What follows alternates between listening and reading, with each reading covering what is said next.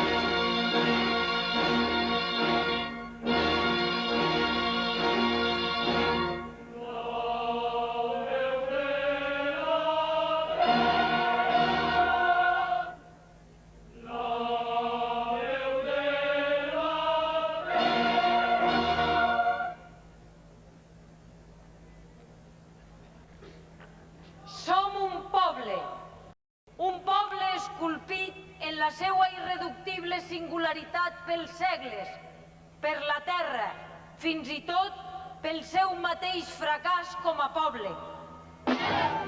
No aspiro a sostenir, és clar, que els valencians siguem més luxuriosos que ningú, ni tan sols que siguem particularment luxuriosos. Prefereixo per al cas una altra paraula, una paraula delicada. Apassionats. Al País Valencià estem com a Suècia, una cama damunt l'altra. Tal com estan les coses, ser català avui dia no passa de ser una simple hipòtesi. Ja coneixeu el cèlebre aforisme grec. Joan Fuster és la mesura de totes les coses. Amb què no és incompatible la llibertat? Sense himnes, sense banderes, sense vistes. No hauríem de cansar-nos de repetir-ho. Totes les llibertats són solidàries. Un excés de tolerància acabaria qualsevol civilització. I això, les civilitzacions ho tenen ben clar.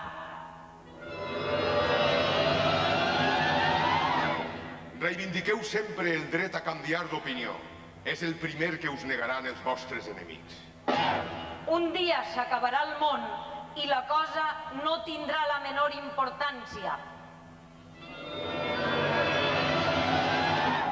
Morir-se massa jove és un error. Morir-se massa vell, també. En general, morir-se sempre és un error. El mal és que podríem dir això mateix respecte al fet de viure. És preferible parlar clar i dir-ho tot. Les paraules o les mitges paraules que se us quedaran dins el cos se us hi podriran. Han inventat la hipocresia, no? Doncs faries malament de no aprofitar-te. Les persones que, com ara jo, són pràcticament escèptics, estem condemnats a trobar bé tot el que fan els altres i a suportar que sempre hi hagi algú que trobi malament tot allò que fem. Ésser perseguit és ja una victòria. L'amor ens permet de ser imbècils impunement. Una persona que ens estima és un perill permanent. Un amor sense decepcions no seria amor. Seria, què en sé jo, confitura o música de Bach. Un polític és oportunista o no és polític? Precisament perquè el món és injust o imperfecte, l'home necessita l'esperança per viure. Ben cert, l'esperança no passa de ser una manera d'enganyar el cos, però pot consolar o pot induir a la revolta, que és una altra forma de consolació. És descoratjador. Tots tenim els mateixos defectes.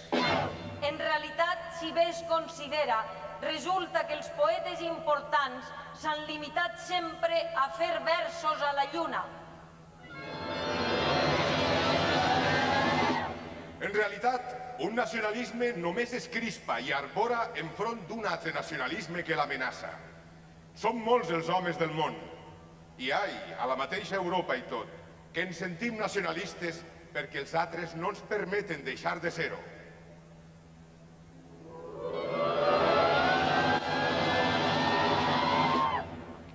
Heus ací l'epitafi que demane.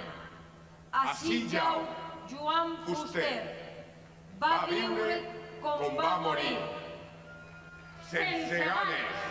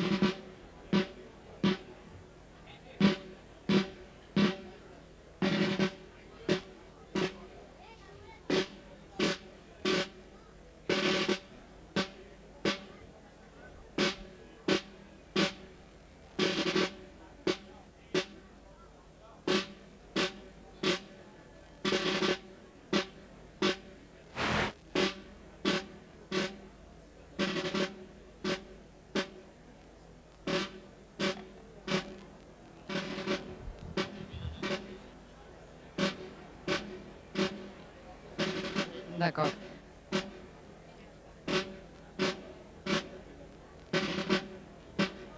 En aquests moments la moixaranga, la mítica moixaranga, és a punt de començar a aixecar el castell. En aquests moments estem veient el que és en si els orígens dels castellers que es coneixen a Catalunya. Prèviament han actuat les altres danses previstes per aquesta nit, per aquesta cantata. La veu de la terra en homenatge a Joan Fuster en el seu 75è aniversari. Anteriorment a la moixaranga hem vist els porrots de Silla.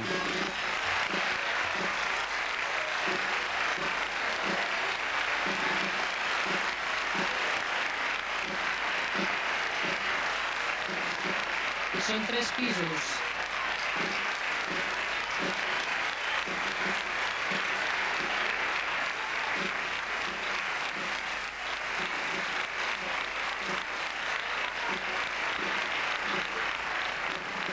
Fent una forma d'estel aquesta moixaranga, aixeca 3 pisos per les bandes i un quart pis en el centre.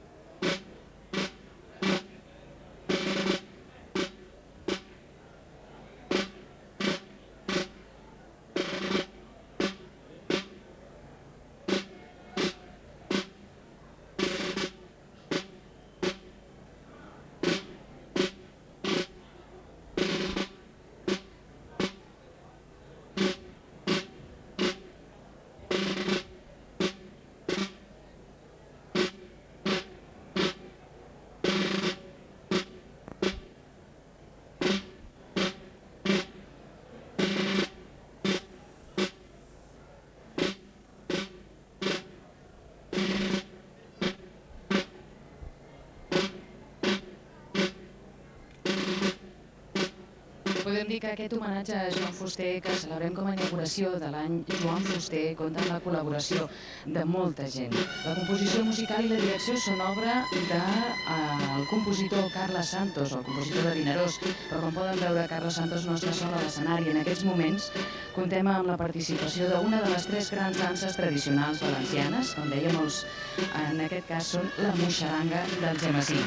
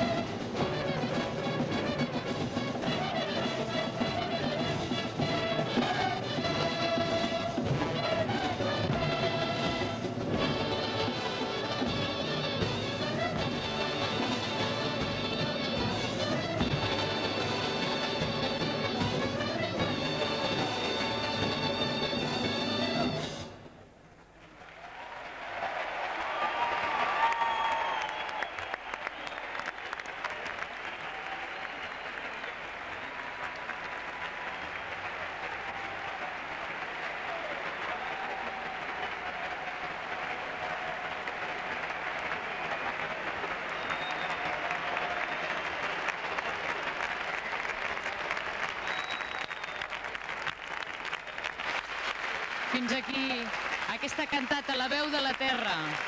Un espectacle únic, multitudinari.